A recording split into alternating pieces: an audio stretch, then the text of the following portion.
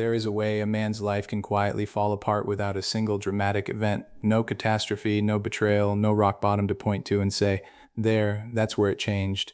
Just a slow, almost imperceptible sliding, a drift so gentle that you never once feel the current pulling at you. One ordinary year blends softly into the next. And then one unremarkable day you look up and realize you are far from where you ever meant to be, with no clear memory of having decided to come here at all. This is passive drift, the silent destroyer of men. It does not announce itself. It does not break you in a single, defining moment of crisis. Instead, it erodes you in increments so small that each one feels entirely reasonable in isolation. A goal quietly skipped, a difficult conversation postponed again, a dream gently downgraded from a plan into a vague someday. None of it ever looks like failure, and that is precisely what makes it so dangerous, because the drift wears the comfortable, forgettable face of an ordinary, acceptable life. It begins with a single surrender you barely even notice. You stop actively choosing, and you start quietly defaulting. You take the easier road, not because you waited and decided, but because deciding itself felt like effort, and you were tired, and the mind, sensing that small relief, files the avoidance away as wisdom. So the next surrender comes a little easier, then the one after that, until the very act of choosing begins to feel foreign, and drifting starts to feel like simply who you are, rather than what you're doing. Most men imagine their life will be defined by a handful of great, cinematic decisions, but a life is not built that way. It is assembled from thousands of tiny choices, most of them made half asleep. What you do with a quiet Tuesday evening, whether you reach for the book or the screen, whether you say the thing you actually mean or swallow it once again, drift is nothing more than the slow accumulation of all the small moments you handed over to autopilot, while telling yourself, each time, that this one didn't really matter, and drift hides itself brilliantly behind motion. This is perhaps its cleverest disguise. You are busy, exhausted even. The days are full to the brim, the inbox never empties. There is always one more thing demanding your attention, so you feel productive, and you quietly assume that all this motion must mean direction. But a man can run hard for years on a treadmill and call it a journey. Being busy is not the same as going somewhere. More often, relentless busyness is exactly how we avoid noticing that we have actually stopped. The modern world, meanwhile, is precisely engineered to keep you drifting. Every glowing screen offers a frictionless little escape from the discomfort of your own unlived life. A scroll, a stream, an endless feed, a small, reliable hit of dopamine to smooth the rough edge of that quiet inner unease. And so you numb the very signal that was trying, faithfully, to wake you. The restlessness that should have served as a compass becomes just another itch to soothe, and the drift continues, only now it continues with your full cooperation. The true cost of passive drift is paid in a single brutal currency: time. Not money, not status, time, because the years you spend drifting do not come back. You wake one morning at 40 or 50, inside a life assembled almost entirely from defaults. A career you fell into rather than chose, a routine that selected you, relationships you maintain mostly out of inertia, and none of it is terrible. That is the quiet tragedy of it. It is tolerable enough that it never quite forces a change, yet a world away from what you once might have built. And beneath all of it, something far quieter begins to die. Your sense of agency, that deep, grounding belief that you are the genuine author of your life, and not merely a passenger being carried through it.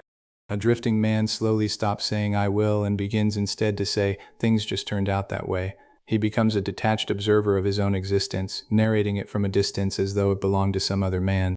And that loss of authorship, that surrender of the pen, is the real death the drift quietly delivers. So why do we drift when some honest part of us so clearly knows better? Because drifting is safe. To consciously choose a direction is to risk being wrong about it. To genuinely commit is to expose yourself to failure, to judgment, to the sharp and particular pain of trying with everything you have and still falling short. But drifting carries none of that risk. If you never truly aimed at anything, then you can never truly be seen to miss. Passive drift is at its core a quiet and sophisticated strategy for avoiding the sheer terror of responsibility. There is also the seduction of later, almost certainly the most expensive word in a man's entire vocabulary. Later I'll start. Later I'll finally change. Later, when things settle down, when I feel ready, when the timing is finally right. But the timing is never quite right, and later is simply the polite way we say no to ourselves without feeling the sting of the refusal. Every single drifting life, when you examine it closely, is a vast monument built entirely out of postponed beginnings, and beneath even that lies a fear most men will never once name aloud, the fear of stillness itself.